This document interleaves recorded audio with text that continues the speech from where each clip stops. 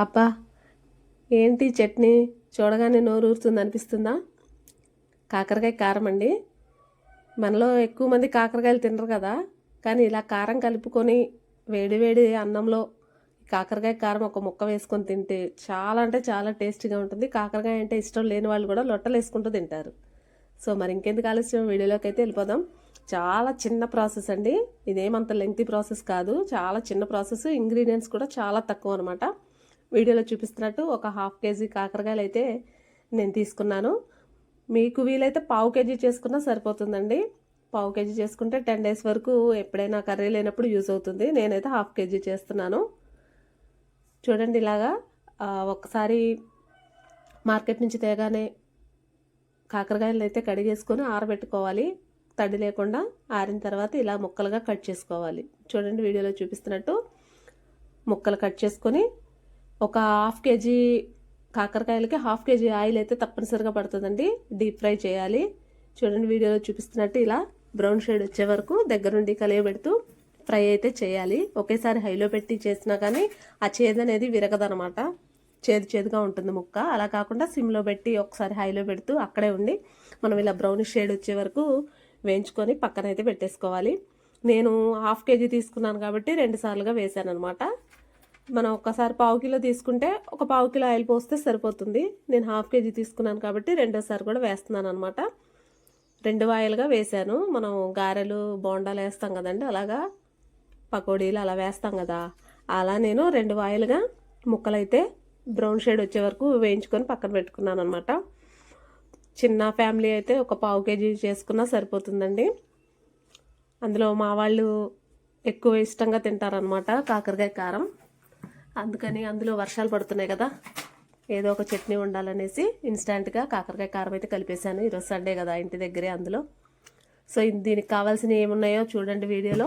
ఎల్లిపాయలు, ఒక 3 నిమ్మకాయలు, అలానే ఈ వేయించి పెట్టుకున్న ముక్కలు, ఉప్పు, కారం, అలాగే పోపు దినుసులు, ఎండుమిర్చి, కరివేపాకు. అంతేనండి. వీటికి కూడా పెద్ద కాస్ట్ ఏమి ఉండదు, కష్టం ఏమి ఉండదు. చాలా ఈజీగా ఒక హాఫ్ అన్ అవర్లో అయితే కాకరకాయ కారం కలిపేసుకోవచ్చు.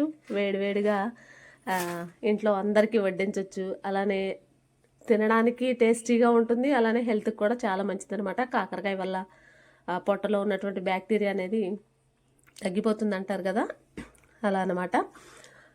చూడండి ఇలా ఎల్లిపాయలు అనేవి మిక్సీ అయితే పట్టొద్దండి. మిక్సీ ఆడితే మెత్తగా పేస్ట్ అయిపోతుంది అనమాట. అట్లా పేస్ట్ అయితే కూడా బాగుండదు. కొంచెం కచ్చా పిచ్చాగా దంచుకుంటేనే బాగుంటుంది. చిన్న రోలున్నా లేదంటే మనం పూరీకరతోనన్నా మామూలుగా మీడియంగా దంచుకొని ఈ ముక్కలు అనేవి ఒక బేషన్లోకి షిఫ్ట్ చేసుకొని, అలానే ఆ దంచినటువంటి ఎల్లిపాయలు మొత్తం కూడా బేషన్లోకి వేసేసి తర్వాత ఉప్పు కారం అనేది కొలుచుకోవాలండి. నేను అందుకే వీడియోలో గ్లాస్ పెట్టాను అనమాట. వీడియోలో మీకు గ్లాస్ కనిపిస్తుంది కదా, అది టీ గ్లాస్ కంటే కొంచెం ఎక్కువ, వాటర్ తాగే గ్లాస్ కంటే కొంచెం తక్కువ ఉందనమాట. అందుకని నేను ఆ వీడియోకి మీకు అర్థమయ్యేలా ఉండాలని నేను ఆ గ్లాసు మెజర్మెంట్ కూడా చెప్తున్నాను అనమాట.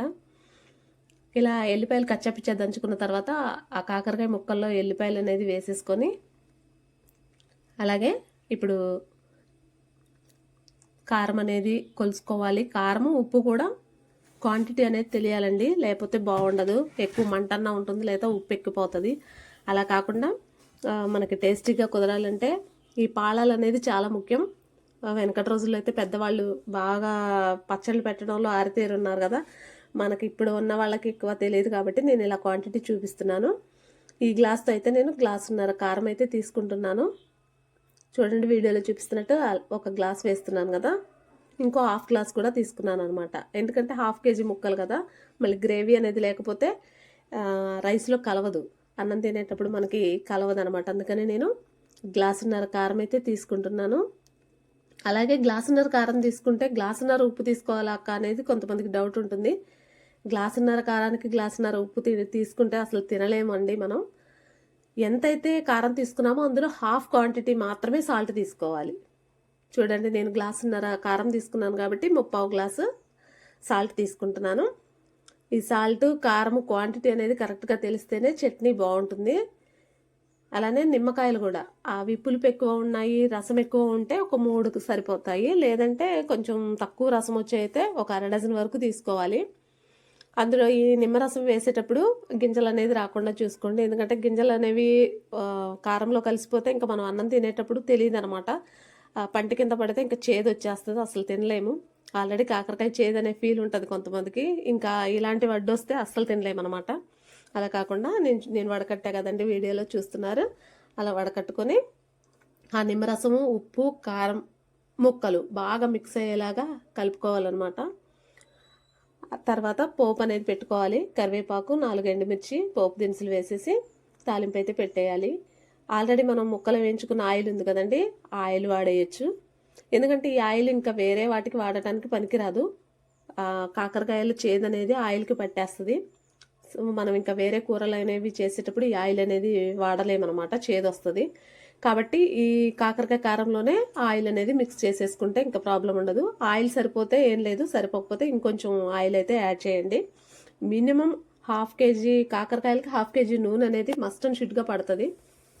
ఆయిల్ అనేది వేడెక్కిన తర్వాత పోపు దినుసులు, అలాగే ఎండుమిర్చి, కరివేపాకు వేసి మంచిగా వేయించుకోవాలన్నమాట.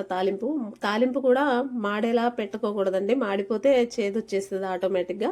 అలా రాకుండా మంచి బ్రౌనిష్ షేడ్ వచ్చేలాగా తాలింపు గింజలు వేయించుకోవాలి. వేయించుకున్న తర్వాత స్టవ్ అయితే ఆఫ్ చేయాలి. కొంచెం వేడి అనేది తగ్గాలి ఆయిల్. ఆ వేడి తగ్గిన తర్వాత మాత్రమే ముక్కల్లో ఆయిల్ అనేది వేయాలి. తాలింపు అనేది వేడిగా వేస్తే మనం ఆల్రెడీ నిమ్మరసం కలిపాం కదండి, చేదు వచ్చేస్తుంది. అలా చేదు రాకుండా ఉండాలి అంటే కొంచెం గోరువెచ్చగా ఉండాలన్నమాట ఆయిల్. అందుకని ఈ గ్యాప్లో ఏం చేయాలి అంటే పసుపు, అలానే కొంచెం మెంతి పసుపు, కొంచెం ఆవపిండి అనేవి తాలింపులో వేసేస్తే ఈలోపు మనకి తాలింపు కూడా కొంచెం చల్లారుతూ ఉంటుంది. ఇవి 3 కూడా మిక్స్ అవుతాయి అనమాట. ఇవి కూడా వేడి మీద వేయకూడదు. సో అది ఇది కలిసి వచ్చేలాగా మనం స్టవ్ అయితే ఆఫ్ చేసుకొని తర్వాత కొంచెం వేడి తగ్గిన తర్వాత ఈ 3 అయితే యాడ్ చేసుకోవాలి. చిటికెడు పసుపు, ఆవపిండి, మెంతి పసుపు, ఈ 3 కలుపుకొని ఈ తాలింపు అనేది గిన్నెలోకి షిఫ్ట్ చేయాలన్నమాట. మనం ముక్కలు, ఉప్పు, కారం కలిపిన గిన్నెలోకి షిఫ్ట్ చేసి మంచిగా మిక్స్ చేయాలన్నమాట. నేను ఎక్కువగా ఇన్స్టెంట్గానే పెడతానండి చట్నీలు. జాడీ పచ్చళ్ళు అనేవి మా వాళ్ళు ఇష్టంగా తినరు. సో ఊరగాయ అప్పుడు ఊరగాయ, అలానే ఉసిరికాయ అప్పుడు ఉసిరికాయ, టమాటా అప్పుడు టమాటా, ఇలా దోసకాయ కారం అనేది, కాలీఫ్లవర్ కారం అలాగా కలుపుతూ ఉంటాను అనమాట. కొంచెం చట్నీలు ఎక్కువ ఉన్నా వాళ్ళు స్టాక్ ఉంటే అస్సలు తినరు. అలానే మా వారికి కూడా బీపీ ఉందనమాట. అందుకని ఆయన ఎక్కువ స్టాక్ ఉంటే, ఉప్పు అనేది స్టోర్ అయ్యి ఉంటే అస్సలు తినలేరు అనమాట. అందుకని ఇన్స్టెంట్గానే చట్నీలు ఎక్కువ ప్రిపేర్ చేస్తాను. అందుకని ఆవుపిండి, మెంతిపిండి ఎక్కువ క్వాంటిటీలో తయారు చేసుకొని ఉంచుకుంటాను అనమాట. చూడండి, చూస్తుంటే నోరు ఊరిపోతుంది కదా. సో మీకు కూడా నచ్చినట్టయితే ఒక లైక్ ఇచ్చేయండి అబ్బా. అలానే టేస్ట్ చేసి ఎలా ఉందో కామెంట్ చేయడం అయితే మర్చిపోకండి. చూసారా ఎంత ఈజీగా ప్రిపేర్ చేసుకోవచ్చో. బ్యాచిలర్స్ కానీ, హాస్టల్లో ఉండే పిల్లలకు కానీ ఇలా మనం కాకరకాయ కారం అయితే కలిపి పంపించామంటే వాళ్ళకి 1 మంత్ కూడా స్టాక్ ఉంటుందన్నమాట. ఇలా స్టాక్ ఉండాలంటే మనం ముందే ఒక బాక్స్లోకి అయితే తీసి ఉంచుకోవాలి, ప్లాస్టిక్ బాక్స్లోకి. నేనైతే ఇంకా మిగిలినది ఈరోజు తింటారనేసి వేరే బౌల్లోకి షిఫ్ట్ చేద్దామని నేను ప్లాస్టిక్ బౌల్లోకి అయితే ఇంతవరకు షిఫ్ట్ చేశాను అనమాట. చూడండి, వీడియో నచ్చితే ఒక లైక్ అయితే ఇచ్చేసాను ఫ్రెండ్స్. అర్థమైందని అనుకుంటున్నాను video. Thank you for watching.